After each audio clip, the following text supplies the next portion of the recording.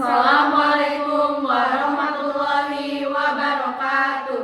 Kami dari 12 MIPA 1, perkenalkan saya Naila Gina Salsabila. Saya Nisa Fadila. Saya Nida Usatul Hasanah. Saya Dwi Kartika. Saya Lisa Meliyawati. Di sini kami akan melakukan praktikum penyepuhan logam. Selamat menyaksikan. Oke teman-teman, sebelum kita melakukan praktek ini, kita wajib melakukan perhitungan untuk menghitungi berapa massa yang diperlukan untuk membuat 100 ml larutan CuSO4 1 molar dengan menggunakan rumus seperti ini. Ketahui massa molaritas massa per mR dikali 1000 dibagi volume, di mana kita ketahui molaritasnya itu 1 molar. Masanya kita dicari, ml dari CuSO4 itu adalah 160, dan volumenya itu kita mencari untuk 100 ml. Kita tinggal masukin ke rumus-rumus. 0,1 masanya dicari dibagi 160 dikali 1000 di 100 jadi 10. Jadi massa sama dengan 160 dikali 0,1 dibagi 10, yaitu 16 gram. Jadi untuk membuat 100 ml larutan CuSO4 1 molar membutuhkan 16 gram CuSO4.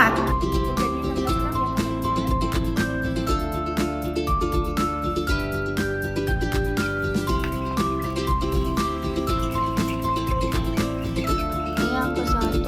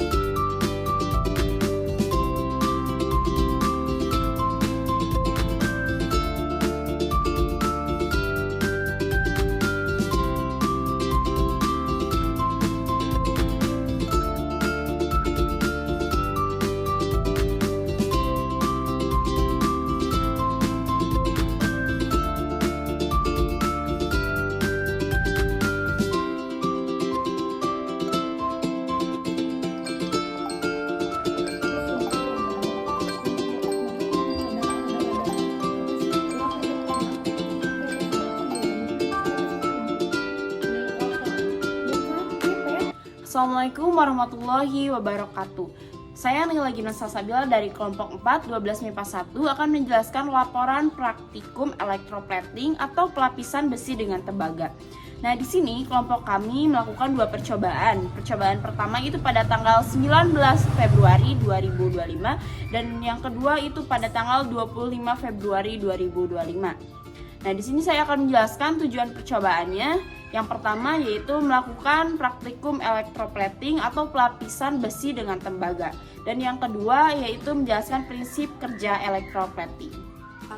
Alat dan bahan yang digunakan, yang pertama timbangan, yang kedua sarung tangan, yang ketiga amplas, yang keempat air aki, yang kelima paku, yang keenam tembaga, terus yang ketujuh gelas kimia 250 ml, yang kedelapan baterai 4 buah. Terus yang kesembilan kabel penghubung kabel penghubung dengan penjepit buaya 2 buah. Terus larutan CuSO4 1 molar itu 100 ml. Langkah pertama kita siapkan alat dan bahan. Terus yang kedua amplas paku yang akan digunakan.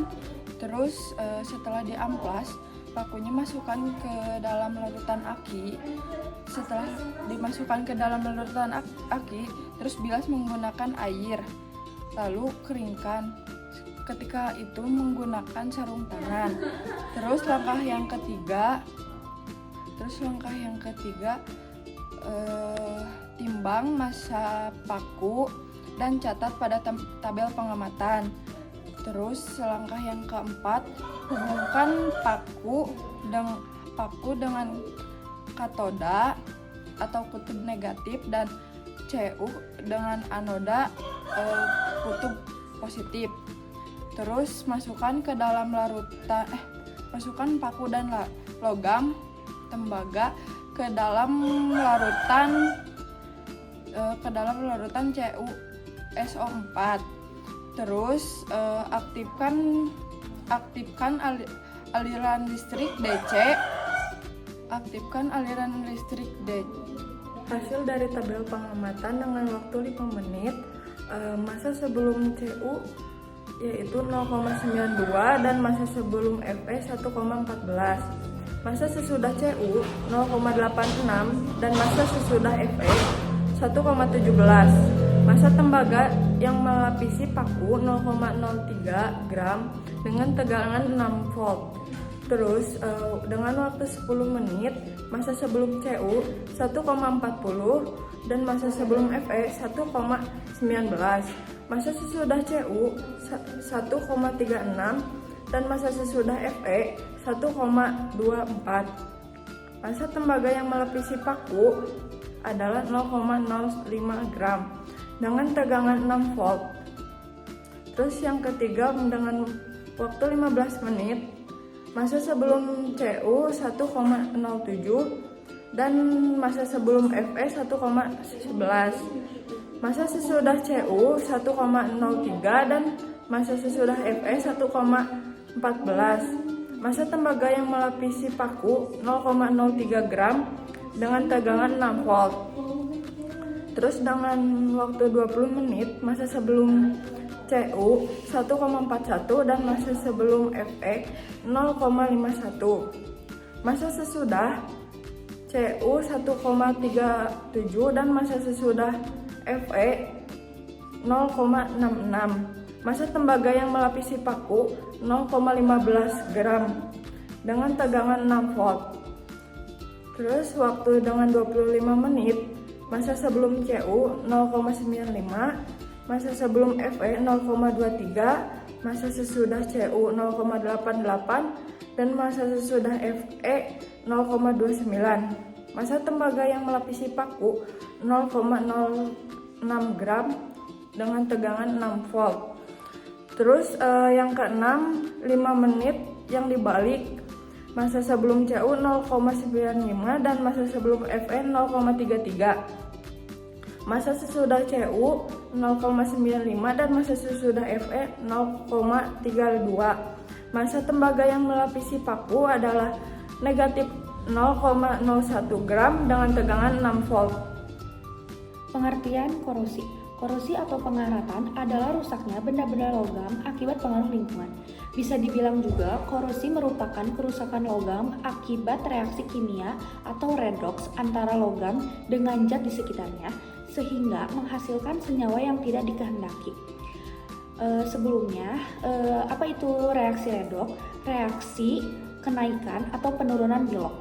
Bilog adalah bilangan oksidasi.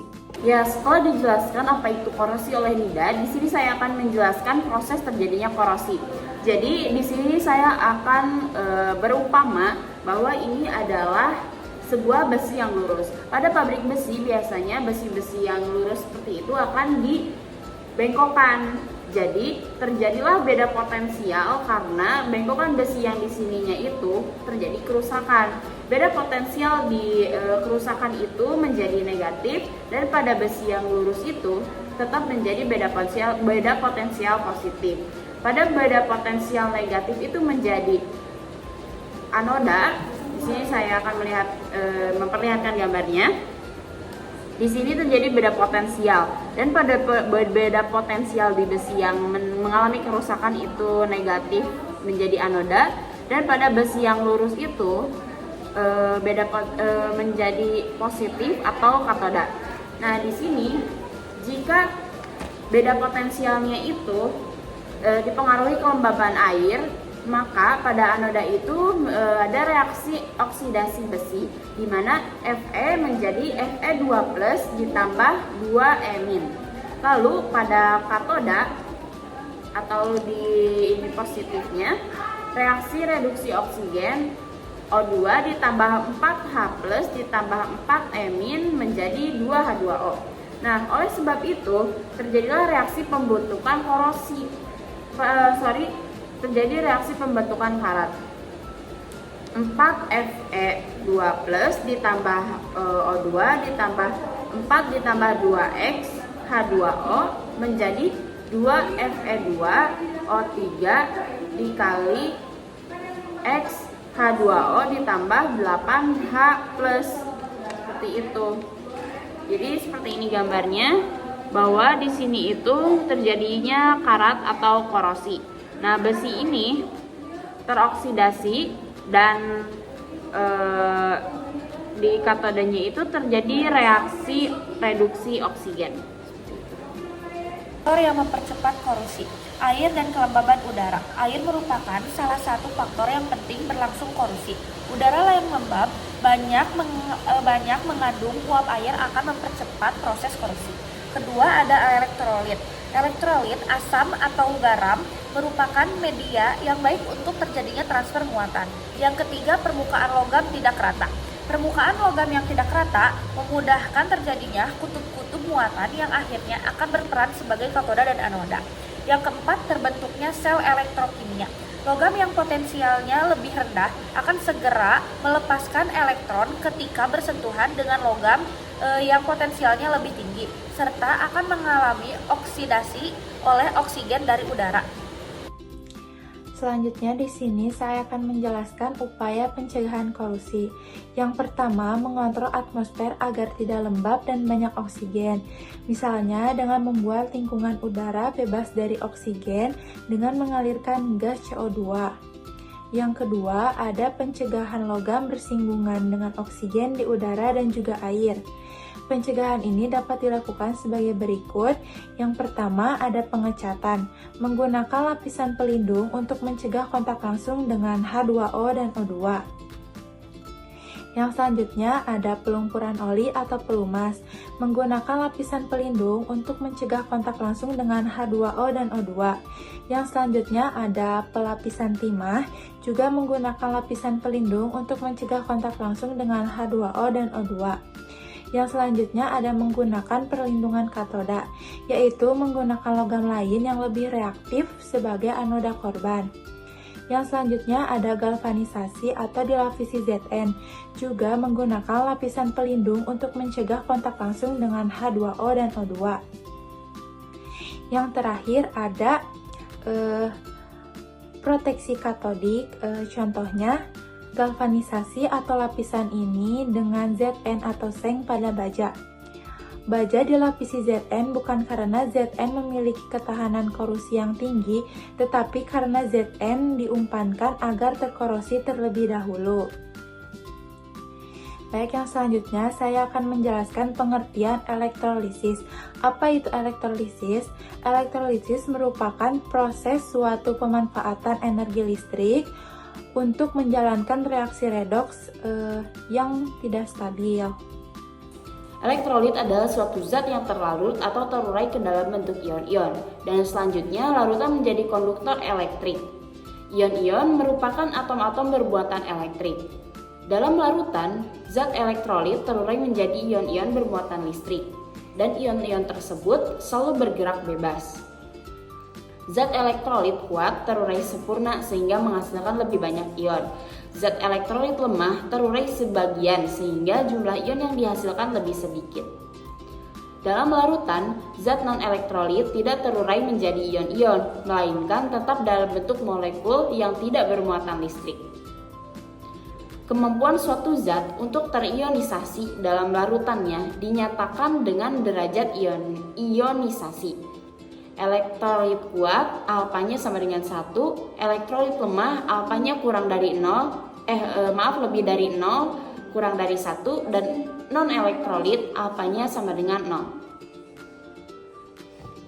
Katoda dan anoda. Katoda itu pencapit buayanya berwarna hitam, yaitu paku, dan kutubnya negatif dan mengalami reduksi. Reduksi adalah reaksi di mana suatu zat kehilangan oksigen. Contohnya ion tembaga Cu2+ direduksi menjadi ion tembaga Cu+.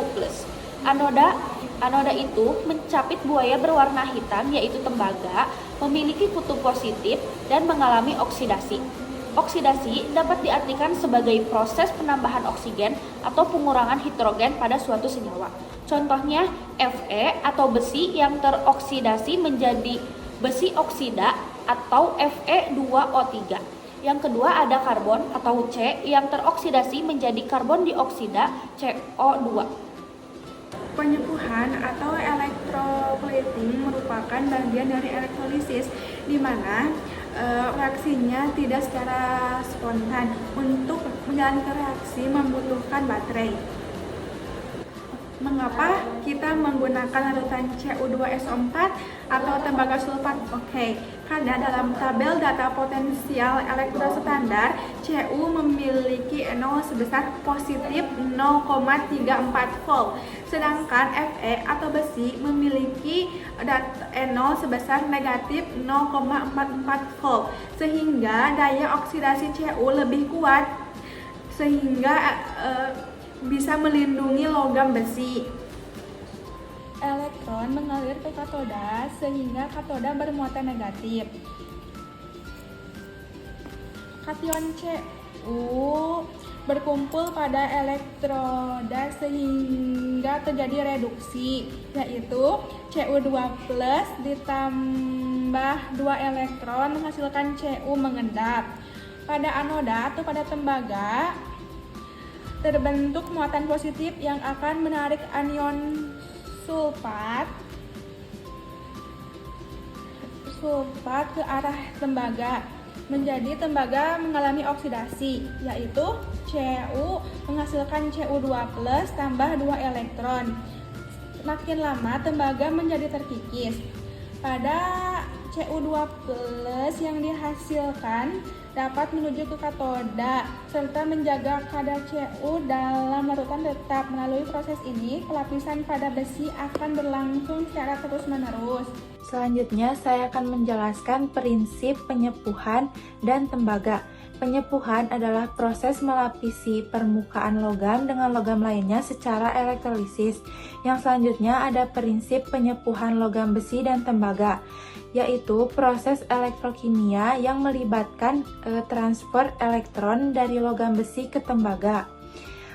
Hasil yang didapat yaitu yang pertama, logam yang disepuh oleh tembaga akan mendapatkan hasil lapisan tembaga yang tebal dan rata permukaannya. Yang kedua, lapisan tembaga juga memberikan perlindungan korosi dan meningkatkan kekuatan logam besi. Yang selanjutnya ada faktor yang mempengaruhi proses penyepuhan. Yang pertama, konsentrasi larutan elektrolit. Yang kedua, suhu larutan elektrolit. Yang ketiga, arus listrik yang digunakan. Yang keempat, waktu penyepuhan. Di sini saya akan menjawab dari pertanyaan nomor 2. Besi mengalami oksidasi menjadi ion Fe2+ yang larut dalam larutan. Akibatnya, paku akan terkikis atau bahkan larut sepenuhnya dalam waktu yang lama. Pada katoda atau tembaga, ion logam dalam larutan mengalami reduksi dan menempel di tembaga. Tembaga mengalami sedikit endapan dan larutan berubah warna menjadi kehijauan karena terbentuk Fe2+. Dalam waktu 5 menit, massa sebelum penyepuhan Cu sebesar 0,93 gram dan Fe sebesar 0,33 gram, dan massa sesudah penyepuhan Cu sebesar 0,95 gram dan Fe sebesar 0,32 gram. Kesimpulan dari semuanya adalah penyepuhan merupakan salah satu proses pelapisan bahan padat dengan lapisan logam menggunakan arus listrik searah melalui suatu larutan elektrolit. Larutan yang digunakan adalah larutan CuSO4 dan waktu yang digunakan dalam proses penyepuhan akan berpengaruh pada tebalnya logam yang akan disepuh.